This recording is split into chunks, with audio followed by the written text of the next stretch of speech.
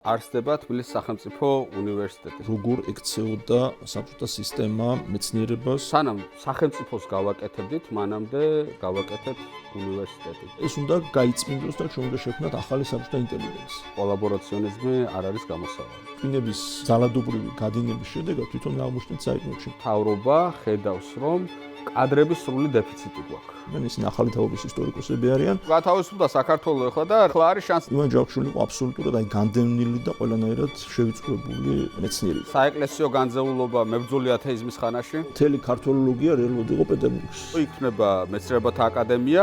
რეალურად ქართული საბჭოთა მეცნიერება საბჭოთა პერიოდში არ იყო დამოუკიდებელი. ქართული მეცნიერება ემსახურება არა საქართველოს, არამედ ამ საბჭოთა კავშირის ინტერესებს. აქედან გამომდინარე ხდება სწორედ თბილისის სახელმწიფო უნივერსიტეტის დაშლა. ეს რაღაცა გეგმური ეკონომიკამ ვერ გაამართლა როგორც ეკონომიკაში, ასევე ბუნებრივია მეცნიერებაში. უშვებდნენ ხოლმე, ასე ვთქვათ, პარტიული ელიტიდან გარიყულ პიროვნებებს. ადამიანები, განსაკუთრებით ამ სამეცნიერო წრეების წარმომადგენლები, თავს არიდებდნენ.